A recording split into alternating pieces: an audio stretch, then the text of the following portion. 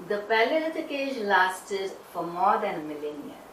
At the end of the Paleolithic age, the climate grew warmer, and this led to an increase in the variety of plants and animals.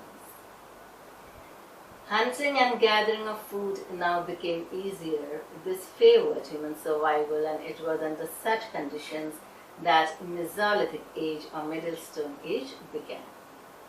During the Mesolithic age, man's main occupation remained hunting and gathering of food, but his tools improved gradually. Mesolithic man made smaller tools called microliths. Micro means small. And as you can see, small stone arrowheads and blades are some of the examples of the microliths. The new tools and weapons improved the techniques of hunting and gathering naturally found food. For instance, man could now collect honey, hunt swift moving prey with bows and arrows, use hooks to fish, and fish became an important item of food. We do not know how the early humans came upon the idea of cultivating crops. Maybe seeds thrown away carelessly might have sprouted, and man might then have experimented by dropping the seeds into the soil and found the plants growing. The first cereals to be grown were wheat and barley. Over a period of time, the early humans started cultivating more food crops. Besides cultivating crops, they even started domesticating animals. Domestication began in the Mesolithic age when man learned to grow crops and tame animals. Now let us understand the exact meaning of the word domestication. All the processes by which plants and animals are brought under human control are together called domestication. Basically, it is a process where people grow crops and look after animals. The dog was the first animal to be tamed. It was used during hunting and for keeping watch. Later, the early humans encouraged animals which were relatively gentle to come near the camps where they lived. Animals such as sheep, goats, cattle lived in herds, and often the early humans protected these tamed animals from the attacks by the other wild animals.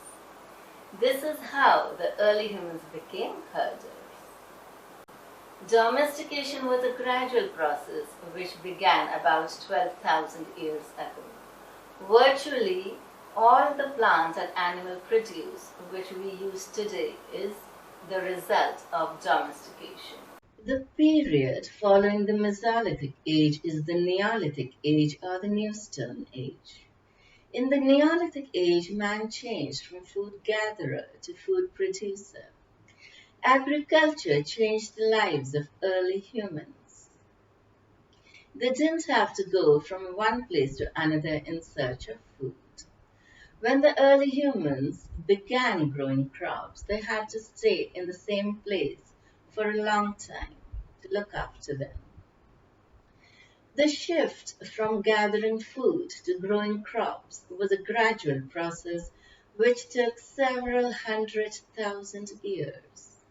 The early humans continued to hunt animals and gathered food even after they started cultivating crops.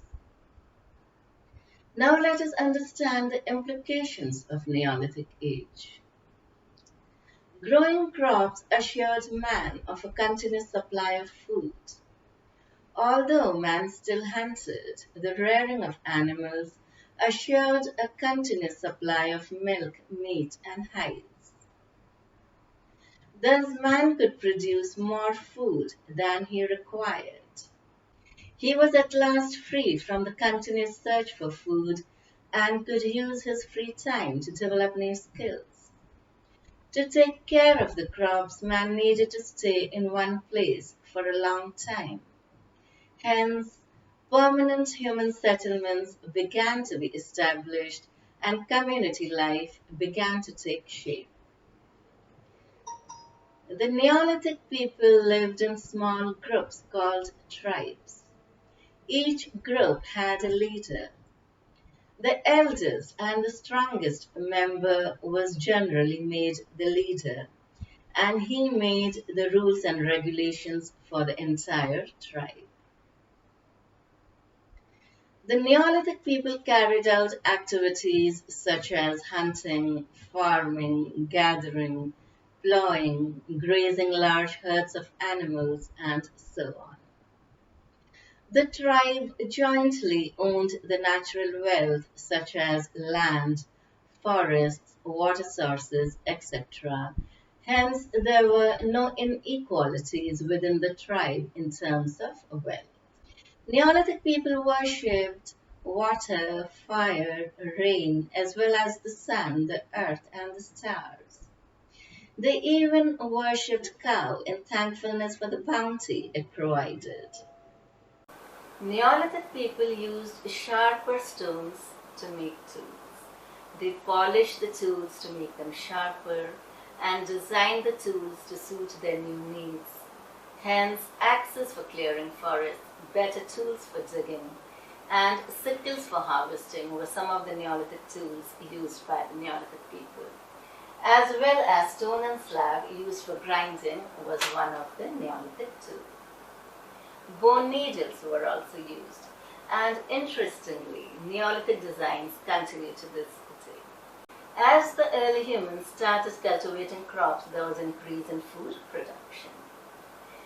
For the storage of the surplus of grains, the Neolithic people initially wove baskets out of wild grass, applied wet clay around the baskets, and dried them in the sun.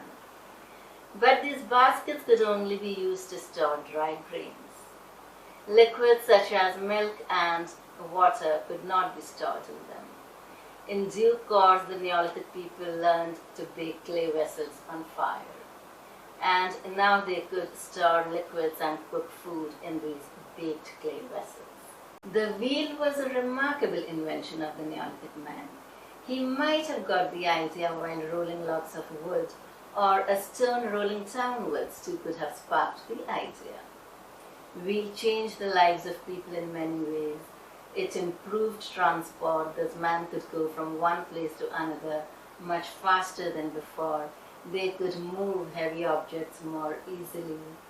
Potter's wheel improved the process of making pots, and spinning wheel was used to spin threads, which further led to weaving, which further led to making of cloth from cotton and wool.